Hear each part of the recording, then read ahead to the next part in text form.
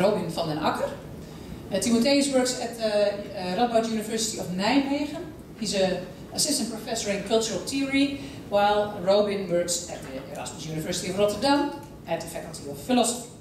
They're both founding editors of the webzine, if I pronounce it correctly, Notes on Metamodernism, and they are sort of thinking about, well, my interpretation is that they are trying to find out what the new era after postmodernism is about. Yes. And actually that is what they are going to present us. So I would like to give the floor, as soon as the microphones are working, to the gentleman here. And we are very eager to learn more about this new era that we may be in. You want to take this one? Yeah. It is.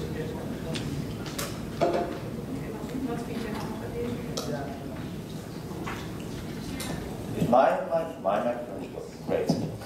All right. Well, Tim is still struggling. I might as well start. Yeah, first of all, I want to thank the organization for organizing this wonderful conference and for inviting us as well here. It's been a real joy, and also big thank you to you. There's been an energy training, I imagine, the last 3 days, and that you're still here says something about your endurance. Also, I want to begin with a few disclaimers or warnings. We are not geographers. We're not even cultural geographers. I'm a philosopher, and Tim is a cultural theorist and art critic.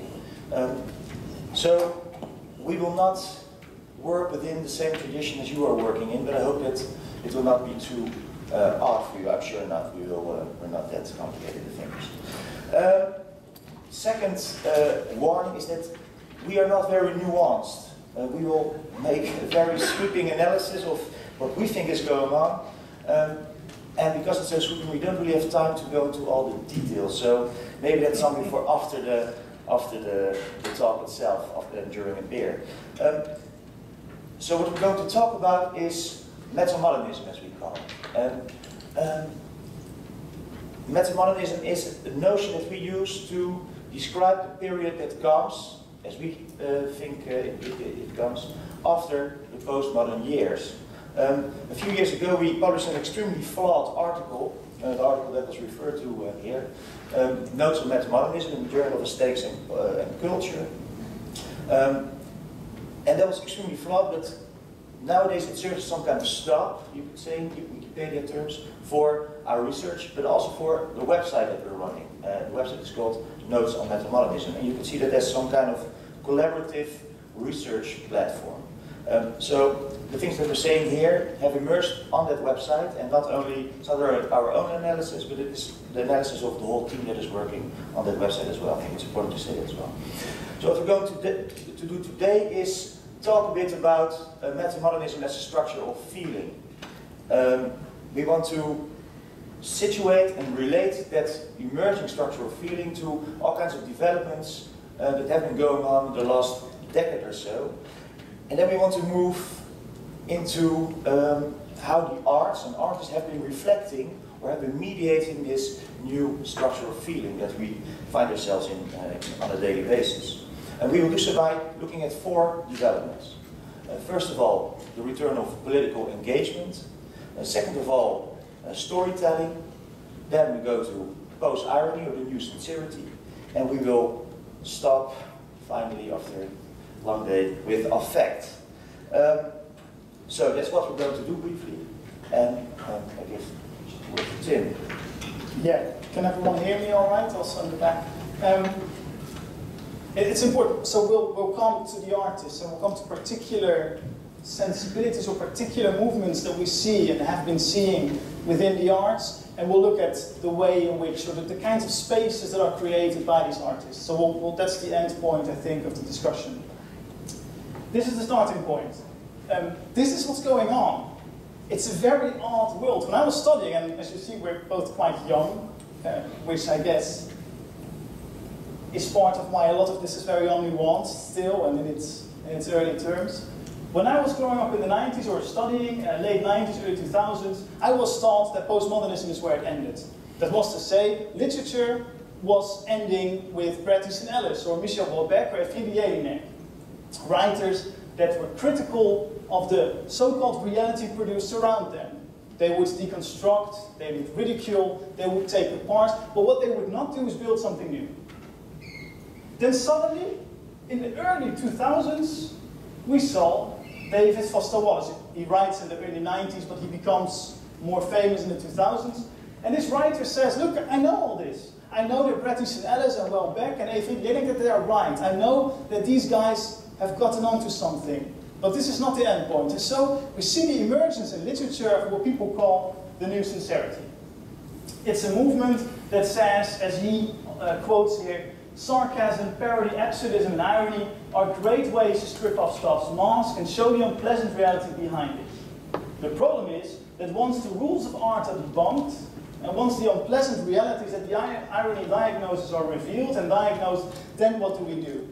And so, the thing that they do, Foster Wallace, but also Jonathan Franzen, and Zadie Smith, and Roberto Bolaño, and Haruki Murakami, and Jennifer Egan, and Chet Harbeck, and we can go on and on and on to describe and mention and list all these new authors, is that they create again the grand narrative. They go back to create very earnest, sincere approaches of the world, of life. They know that they will fail, but they do it. In music, we see a shift from the pessimism of grunge, of Nirvana and of Radiohead, to, in the early 2000s, freak folk. An odd kind of genre within pop music, where people like Anton and the Johnsons and Coco Rosie, but also Devendra Banhart, take often musical instruments or children's objects or waste objects to produce something of a fairy tale in their songs. Often very sad fairy tales, but fairy tales, stories that are not just saying this world is one, that is just beyond changing. There's something here that we may be able to do. There's something here that we may be able to create. So sort of optimism in music. In film, a move from the so-called smart film.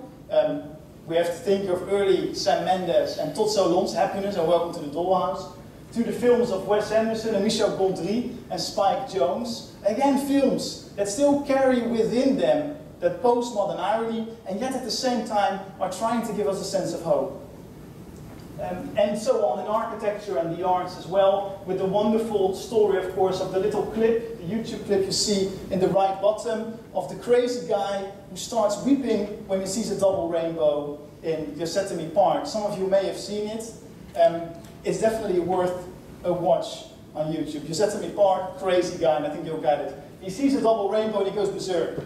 And the first reactions on YouTube, as they are so often, are, say something like, what an idiot. This guy should be locked up, etc., etc. All these negative reactions. And slowly but surely, we see a change in the attitudes towards this video clip emerge.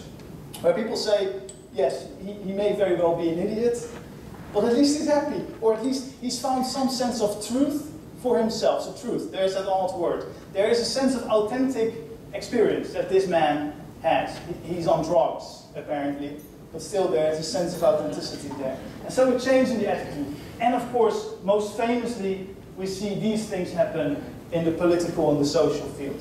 Occupy, or the Arab Spring, or the Indignados, and the Tea Party patriots, Tea Party idiots. I mean, I think every single term would be okay for them. But they're both the same thing. They're part of a new reality. In the 90s with Blair, we see the centralization of politics. Clinton and Schröder and Wim Kok, the end of ideology, the shaking off the ideological feathers, and everything goes to the center. Blair is not really left or right, as we all know. I mean, he may be more right, but there's a sort of centralized politics. In the economy, we also, because of the covering up, the plastering over that the debt system does, that all these loaning systems do, there's the growth of the middle class, at least in popular discourse. Everyone is still in the middle class. We all go like this. And then what happens with the crises, with the fall of the Lehman Brothers, is that economically this happens, and of course politically this happens. We get the middle class is almost entirely, it dissolves, with, especially in the UK, shops on the high street going bust, middle class shops. And politically, we see that center splitting, just completely disintegrating. It's not exactly the left or the right that the Tea Party and Occupy move to, because I think it's fair to say that the Tea Party have some extremely right points of view, but also some points of view that we may call left, whereas Occupy has the same weird situation. So they're not exactly left or right, but they're not central. They're looking for new parameters outside it, and it's exciting, I think, in the case of Occupy, and also super frightening and dangerous, as in the case of the Tea Party patriots, or Geert Wilders, or any of those, the UKIP, or people like that. And so this is all happening, this is changing. From the early 2000s, the entire postmodern landscape is disappearing. And so Linda Hudson writes in the epilogue to her book, The Politics of Postmodernism, and it's quite wonderful. Linda Hudson has just written an entire book on postmodernism. And then she's looking around, and she says in the epilogue, look, I've just written this book, but now that I come to think of it, I take it back. This is no longer a thing of the day. This is something of the past. And so she writes, let's just say it, it's over. The postmodern moment has passed, even if its discursive strategies and its ideological critique continue to live on, as of course do those of modernism, in our contemporary 21st century world. And she says, I call the readers to come up with a new term, with a new label, with a new category, with a new vernacular that may help us understand what's going on. And so we are one of the many people who have tried to do this. So there's Nicolas Bourriot with ultramodernism, there's digimodernism, automodernism. They're all worse than this description, I guess. But there's lots of discussion going on about this postmodern condition, this condition of occupying the Tea Party and Coco Rosie and Wes Anderson and all these sort of weird shifts. David Foster Wallace. Something is happening and we're trying to find a language. And so this language, of course, applies in our case to structure feeling. And we think that what's happening is a change in the structure feeling, a change in the cultural dominant. Postmodernism is still there, as is modernism, as Linda Hudson says. Nothing just disappears. We still have postmodern artists. But interestingly, they've stopped selling. Jeff Koons, Damien Hirst, they're out of the market. Artists that sell are artists that do something very different, as we'll see later on. And of course, there's another debate, I think, to be had about these weird relationships of capitalism and the structure of feeling, but that's another discussion. And so we feel that another structure of feeling is emerging with all these developments. Something new, a new sensibility is emerging, is becoming dominant, that is tied up, as Robin will explain later, to particular changes in the demographic of the West. And I should say the West. We were invited by the Tahrir Square revolutionaries just in May last year, together with Franco Bernardi. And I think all of us realized instantly that we had nothing to say. We had nothing to teach anyone there. There's a completely different modernity. Maybe it's ahead of us, maybe it's a parallel, it's a different debate. But this is about the West, which is definitely a flaw. But seeing how pretentious and big it already is, I guess we may be forgiven for that. And so these are some of the things that go on in this changing structure of feeling. We move to a new form of capitalism. We move from a TV logic to a network logic. We move from a position of deconstruction to a position of what we may call, and we'll explain, as reconstruction. Importantly, we move, and this is schematic, and of course this is a bit false also, and a bit illusory. We move to a position of metaxis, which is where the term meta comes from. For Plato, metaxy is the movement that the half-gods make between the mortal and the immortal world. And so they're part of both worlds, and at the same time, they're not really part of either of those worlds. So meta is not a ruminative repetance or a reflection or just above or a meta-narrative. It doesn't mean that. It means movement. Of course, meta in Greek means after and with and between. And here it means a movement for us between and in the end, behind. This is where metamodernism comes from. And importantly, perhaps most importantly of all, we see the return of history. Fukuyama being an interesting person here. So yeah, let's move back for a few seconds to that by now tedious debate in the 90s about the end of history. What was being said there? Why was it such a big hit? Why did we relate to it, even though it might have not been true or wasn't even true at the time that the debate was running? So what does Fukuyama say? What does he see? He writes actually this book or this article just before the fall of the Berlin Wall, and he observes in the world that actually liberal democracies and a more or less regulated form of capitalism or neoliberal, completely deregulated capitalism, are actually the best two ways to organize the society. That was his view. And at that time, there was something to say for it, at least when you were on his side of the political spectrum. Because it was going really great in the 90s, at least from a Western perspective. There was a lot of political stability, as Tim already explained. There was a lot of economic growth, things were going great. We had the great happy Clintonite years. People from the left actually shook off the ideological feathers, as the Prime Minister of Holland said in the 90s. He was a former union leader, now he shook off his ideological feathers. So this end of history debate also gave you a sense of grasp the defeatism of the left. That actually, yes, why should we find alternatives for the way we organize society? Because things are going great. And it also captured that sense of euphoria of certain right-wing thinkers who thought, yes, indeed, we got it, we conquered every other alternative. That, having said that, on a more fundamental level, and that's why we thought it would be interesting to even mention it, on a more fundamental level, this whole debate about the end of history is not about time at all, but rather it is about space. That is a quote by Frederick Jameson, one of the great thinkers of postmodernism. And why does he say that? Well, for him, this exemplifies the moment where capitalism and markets become truly global. There's no nook and cranny left untouched by capital. Yeah? Markets have enveloped the globe. With the fall of the Berlin Wall, and with the first signs of reform in China, there was indeed the sense that capitalism is all over the place. It had reached its spatial limits. As always, Jameson plays out this analysis on two chessboards simultaneously. So this is the global level, but there's always also the local level, the level of the structural feeling of everyday life, in our experience. And here he says, this idea of the end of history captures our blockage of historical imagination. On the postmodernism, things indeed were going great, and we cannot imagine an alternative ending to history. You just cannot do that. You cannot think back to a time before capitalism, for example, in small village life, where people were still working as peasants instead of agricultural workers. That time is gone. But neither can we envision something else, something that moves beyond capitalism, or at least this form of capitalism. Well, if you take those two parameters, you actually see that those two parameters have been changing, and that it is completely nonsense, even though it was already incorrect then, but it has become completely nonsense to speak of this end of history. That is, by the way, something that Fukuyama as well wrote 1 year ago in an essay titled The Future of History. He came back to his own position like Renage.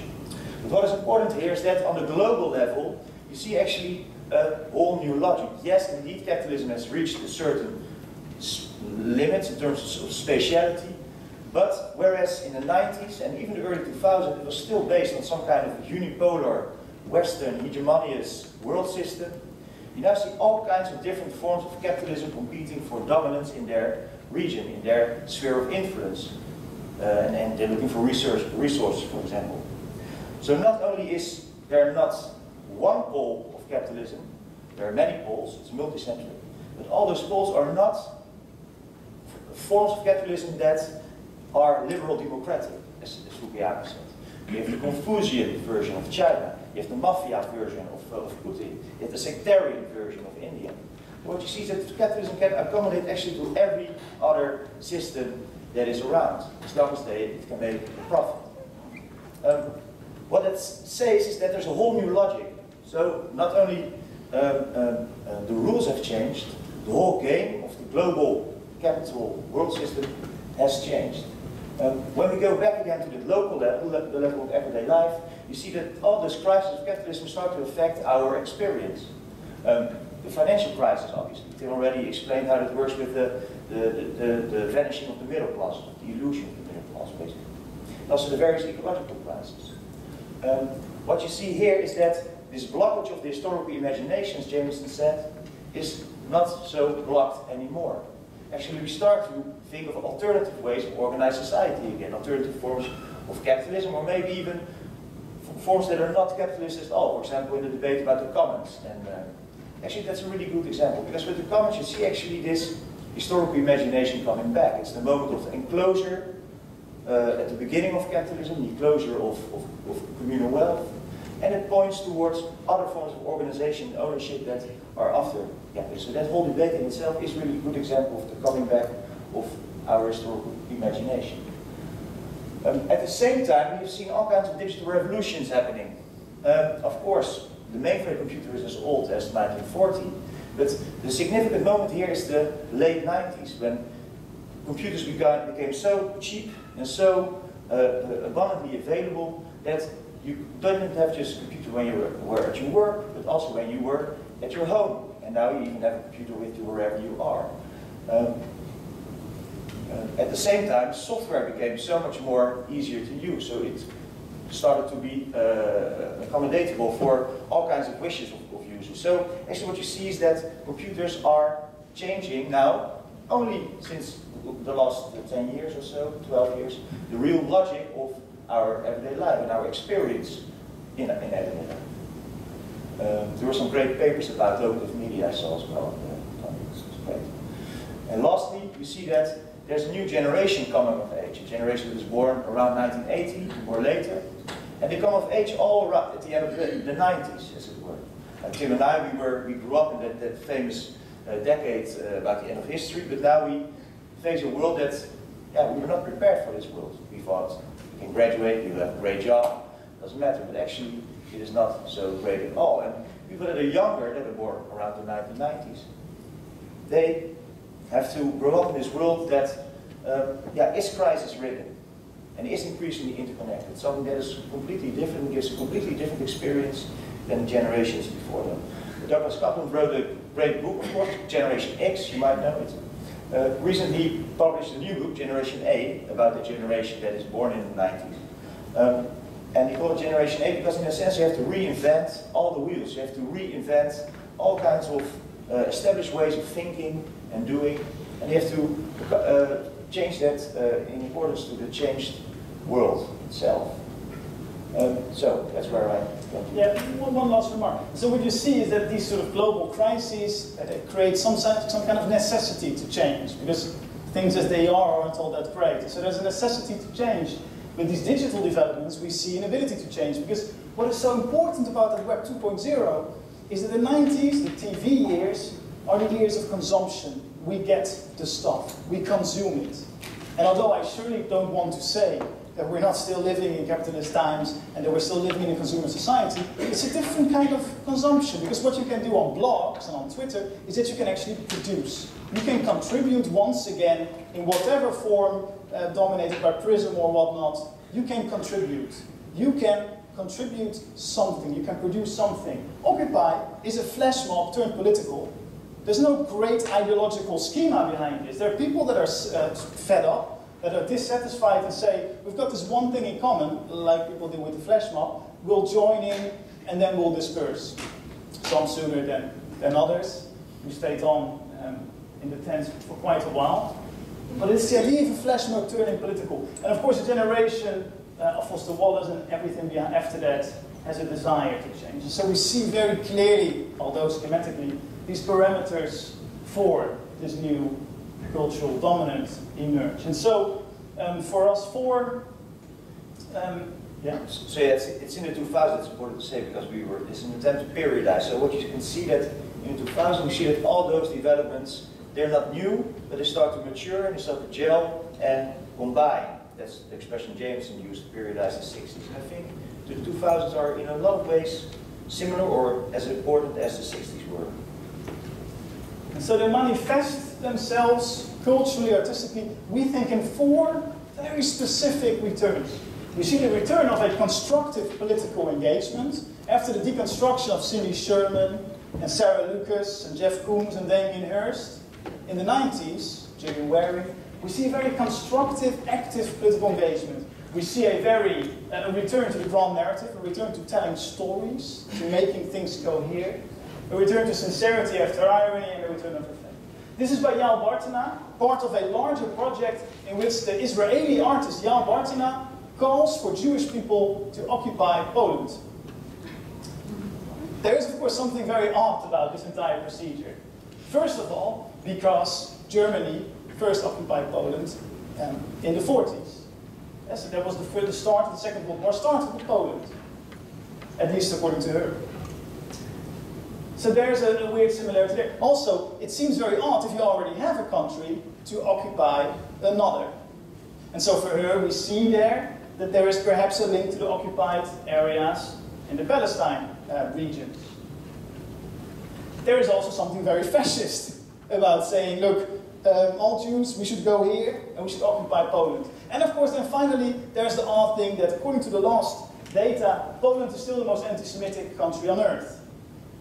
So it hardly seems the best place to start a new country, Poland, as Jewish people. And still, she's completely serious. And so we see here a manifesto, something that was long gone, a manifesto written to occupy a nation together. Something that is at the same time completely serious, and she's still going on with this movement, and completely ridiculous, because it's impossible. And no one, of course, will allow it, and no one will want to do that. So a weird situation, a weird kind of space begins to emerge here between going forward and not wanting to go forwards at all, but staying there. So that's a weird sort of situation. And the lovely thing about this is that everyone hates Yael Bartana. So the Israeli government hates her, the Palestinian government hates her because they feel they're being ridiculed, the Germans don't like her, the Polish don't like her either. So this is one of the most disliked artists around, also one of the best-selling artists. So again, that says something very interesting.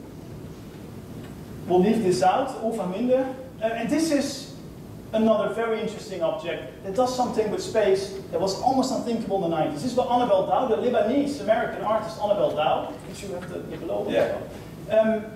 And she, in a recent exhibition, put down this TV. And on the TV, it's an analog old TV from the 70s. You hear a performance, and it's the artist asking questions to random people on the street. And the question is, which side are you on? It's a very tricky question. And so the people she asks clearly do not really know how to answer. And so you get, after some hesitations, very serious answers like the 99% or occupy or the good side, whatever. And you get funny answers. Star Wars, Star Trek, the sunny side, the west side, gangsters. You know, people make up stuff. So these kind of answers, but you always hear the hesitation. And of course, it makes sense that people hesitate to choose one side. Because what have we been taught, at least our generation in schools, to never believe that there is one single truth, or to never pick one side over another, because we know that all sides have equal value. And that's the entire point of the boat of Lyotard, that he steals, of course, going between the islands. You're not really going to any one of those islands in particular. You travel between them, and so you see all the different discursive configurations. And here is an artist that says to you, you need to pick a side. The situation is of such nature that you need to pick a side now. And so it's impossible or difficult, firstly, because we've been taught that no one side is intrinsically better, or no one truth is intrinsically more valuable or more true than another. Secondly, it pertains to the generation that has been said to have all the choice in the world. When I grew up, especially when my students grew up, we were always said to have all the choice in the world. We could do everything. And we see that it's quite difficult because the question is open. And she doesn't say you need to choose within politics or within sports or within baking. She leaves the question entirely open, and so you're allowed, you're free to choose everything. And so it's a double difficulty. Postmodernism and the difficulty of having all the choice in the world. But you need to make a choice. So the TV, an analog TV, is here made to function as something that wants to create a new future, but cannot. So she asks you to constantly reconsider. You need to choose a side, although you know that the other one is valuable as well. And that's so different from the way in which TVs were used in the 90s and the 80s. Here at Pike, lots of TVs put next to each other, and it's a wonderful work. But the point is that TV sort of stultifies or stifles us. And all these TVs are there, and we all watch it, and we cannot make any choice, and we're all drones at the David Cronenberg sensibility. We just sit there and get emptier and emptier. Sorry, but surely here, TV is used as a mechanism of resistance. But so a space is created at Annabel Dow that lingers, that oscillates somewhere between wanting to make that choice, wanting to believe once again in an ideology, and knowing that you cannot, that it's impossible to do that. So that's the constructive political engagement. Another category that we see returning is the grand narrative. There's a little clip. I don't know if you can show it. Try. Yeah, if you click on it, it should work. This is by Guido van der Werve, a Dutch artist, a wonderful Dutch artist. Could you make it full screen? Yeah. Well, I think everyone can see it probably. Just, yeah.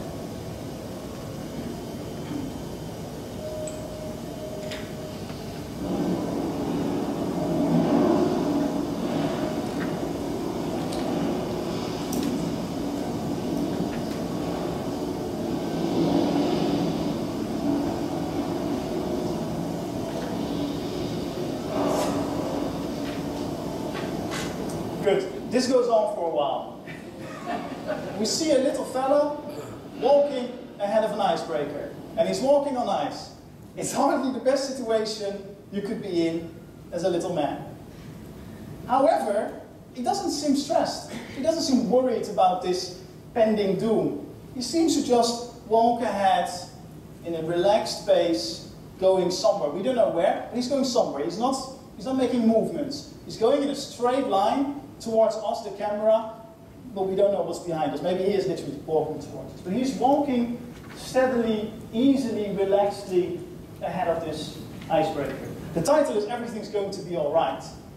And we could imagine, in a caricature of postmodernism, what may have happened. We would see the title, Everything's Going to Be Alright. We see the guy walking, and then the ship crushes him, and he's dead. We could easily imagine an artwork like that. In fact, there have been artworks very similar to that. But here, we are led to believe, or we're asked to join in the belief of this artist and of this man, that things will be alright. That even if we know with every hair on our body that things will not be alright, that this cannot go on. He will die, probably. We know that. And yet, in this weird performative moment, we're asked just for a moment to believe it. To believe that this is a possible scenario, that this could actually end up alright. And so we see a return to an overarching narrative that goes somewhere, that gives meaning to different kinds of experiences. But we also see that it's ridiculous, that it's impossible. And so again, a space is created that is simultaneously a space of the grand gesture and a space of the impossible. And so we say the what if, which is Ulrich Beck's risk society term, what will we do if that happens? And then we calculate all the possible routes to that ending and we ensure them. Or an as if, in which we pretend that something is possible, though we very well know it's not. And I know this sounds like a manifesto because I love the artist. I mean, not personally, but the work, his work. It's not, but I think this is something we see a lot. Also, for example, Andy Holden, a British artist, a great British artist, a young artist also, who in his childhood stole a little pyramid piece from a pyramid in Egypt. And over the years, especially when he was taught in school about colonialism, he began feeling so shit about himself and so guilty that this pyramid became enormous. And so he has knitted from wool a huge pyramid piece. This was in Tate Britain in 2009, I think, a big show. It became huge. And there's an accompanying video, which is wonderful, in which the artist, ridden by guilt, goes back to the pyramids with his piece to try and put back the piece. To try and put back his colonialist mistake. And he can't find it. He can't find the place where he stole it from. And so he's left with that piece. And I think in the end he just chucks it out. And so again, we see here a very critical narrative, but also a narrative of trying to give meaning, trying to create a grand story. We'll leave this. Alright, so back to irony. We started out with that slide about irony, sarcasm, and parody. That was the dominant mode or sensibility, if you will, of many postmodernists. Not only the artists, but also us in our popular culture. Think of shows like Seinfeld or South Park or whatever. What we are seeing since the turn of the millennium or something like that is a whole body of work that is still ironic because they cannot not be ironic because they grew up in a really ironic way, and they were taught that irony has a certain value and need, but they try to overturn, move beyond that ironic mode that is so ingrained in us as Westerners. So what they try to do, they try to tackle or they try to cancel out that irony by very sincere gestures, very serious work. And Jerry Saltz, one of the most well-known art critics, wrote about this. And he was visiting PS1, a show of artists that were all, as the title said, younger than Jesus at the time. So they were all these young people that grew up under postmodern years, but now face a world and have to give sense and meaning and create meaning out of the world that they're facing now, which is not the postmodern world anymore. And he saw, and he found it really odd, that those artists are, yes, they are ironic, and yes, they know that they are doing work that has been done so many times before, but he says they're still doing it anyway, and they're really serious about it. And that is something that you see a lot, across the whole spectrum. You see it in literature, for example, David Foster Wallace, but also people like the whole theory school, and Zadie Smith in Britain, for example. So that's something that you see a lot. And it is necessary because when you turn everything into a joke, and when your standard response to everything, yes, I say this, but I don't really mean it, or I know so much, so yeah, whatever, do what you want, I don't care. When that's your standard response, that is all fine at that famous end of history when things are going smoothly anyway. Now you have to make all those choices that Tim already lined out, for example, with the work of Annabel Daoud, that you have to choose a side. That attitude brings you nowhere. So what to do when you have unmasked all things as false or whatever? So that is what these artists are doing. This is an example, Ragnar Kjartansson, and he sings one line and he sings it over and over again. And that line is sorrow conquers happiness. And that is a really postmodern, cynical line. And maybe we know that, maybe we know it's true, that in the end, sorrow will conquer happiness. That yes, the world is not such a happy place, and there's a lot of sorrow in the world, and maybe that is the dominant mode of us human beings. But what he does by singing it over and over again, and he does it for 50 minutes, that same line, sorrow conquers happiness, singing it over and over again, and changing some notes, changing some tones, changing the rhythm of the sentence. He tries to find a certain meaning in that sentence. He tries to subvert the message of the meaning by playing and changing with the way he delivers the message. And by the way, his voice can maybe give you a really warm feeling. That this attempt that what he's trying to do, what he's trying to achieve, subverting the message, the original message, by singing it in so many ways, really touches you in a really proper way. A way that is not ironic, but it is indeed really sincere. Another great example is the work of David Thorpe. And here we see immediately the difference between what a metamodernist would do and what a postmodernist done. Below you see work by Richard Hamilton, one of the first pop artists.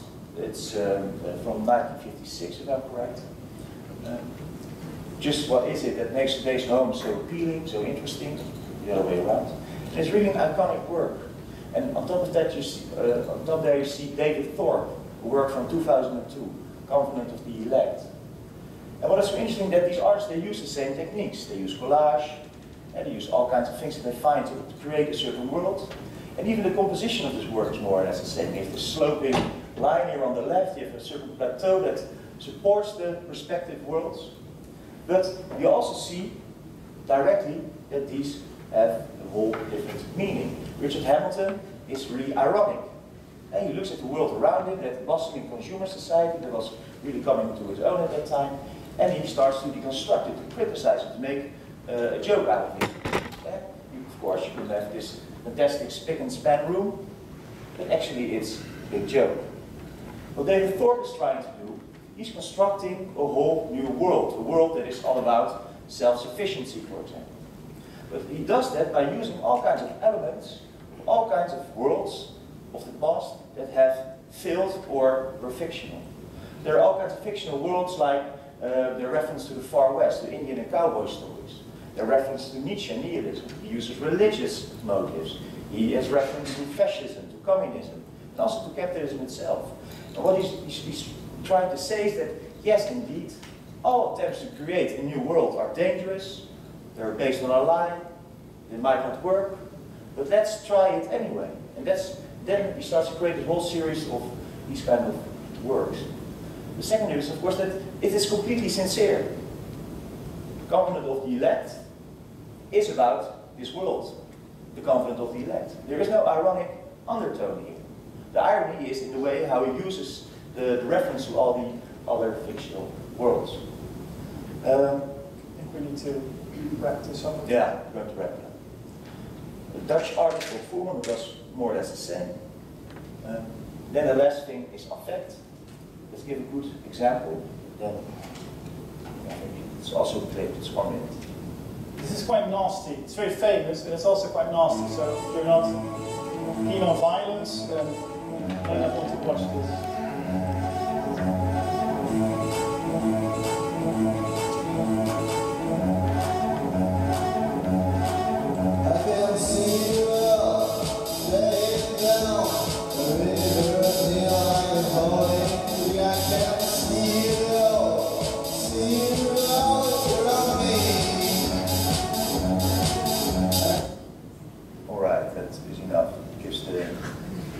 Basic message. Oh man, and the clumsy it's the Pouten. Ah, there we go. So what you see here, Cyprien Gaillard, you see two groups from different city-states that meet once a year to have a big fight, a really aggressive big fight. This is another work that you see. They see also the city-state, but it is more or less like Stonehenge. It reminds you of that mystical Stonehenge. And those fights are really reference to tribal twists, tribal battles. Where you just go and fight it out because you have claims over territory. Or because you just like to fight. Or because, like in the Middle Ages, villages would meet every year or every so often to just cancel the violence out for the rest of the year. Like Vladimir and Schiedam in Holland, famously. Yeah, true. Actually, we chose this clip, and yesterday I read in the news that indeed in Norway, the football supporters are doing it now. They're meeting in meadows to have a big fight. Well, strange as well. What is so interesting here is that you have this really, the epitaph of modern architecture, the rationality of it. Actually, it's a reference to the whole rationality, supposed rationality of our modern society. And there is still something that is pre-modern, or really something that you cannot understand in modern terms. There's something that is really mystical. There's something that seeps through the holes in the system that you cannot capture, and that can still bring certain mysticism to everyday life. Yeah, we should wrap it up. Yeah, and so you see, I mean, Jameson speaks about the waning of effect, and I think, you know, we've seen also in this conference that that's really nonsense. I think looking at what's going on today. And here we see effect not necessarily as something sympathetic, but as the return of something that defines the categories, at least the categories of modernism, or I should say modernity and the postmodern to an extent, and becomes something ungraspable, something that does not necessarily compete, or is something different, or is opposed to reason, but gives it an extra sort of depth. And another word I think that's interesting, another kind of depth, another kind of layer of what's going on. And for us, and this is now a bit of a haphazard conclusion, what we see in all those movements is this metaxis. We see these artists creating spaces that are at the same time what we may call modern, or what we may call something else, and postmodern. They're both sincere and ironic, and they're both ordered and they're both disordered. These spaces seem to believe in grand narratives, or seem to portray that idea of the grand narrative, and also deconstruct it. And so a very odd kind of space is produced in these artworks. And it is very different from the kind of spaces that art produced in the 1990s and late 80s especially. And so history returns, but it's not the history of Hegel. It's not the history that via all kind of dialectical twists moves towards an endpoint, and whether that endpoint is reached with the dictatorship of proletarians, or with Napoleon on his horse in Jena, or with liberal democracy is not the point. This is not the history of Hegel, history that goes somewhere. This is, we think, the history of Kant, and Zizek recently, in his recent book, also argues this. This is another kind of history, because Kant, in his thesis on history, writes that history, we should treat history as if it is going somewhere. And in German, he uses the conjunctive zwei. It is as if we're going somewhere. But he's not saying that we're actually going there. History is leading us, is taking us further, is going to another place, or rather, as if it is. Because he doesn't know if there is a pattern in nature. He doesn't know if there is any particular kind of story to tell. So he treats it as an analog. He treats it always with some caution. And in that sense, history can never end, because we're always treating it as if it is existing, as if there is a pattern in nature. And so here, if we see a similar odd kind of as if construction emerging, a space that is at the same time one thing and impossibly also its opposite. I think that's probably where we should leave it. What a great conclusion. Thank you very much indeed.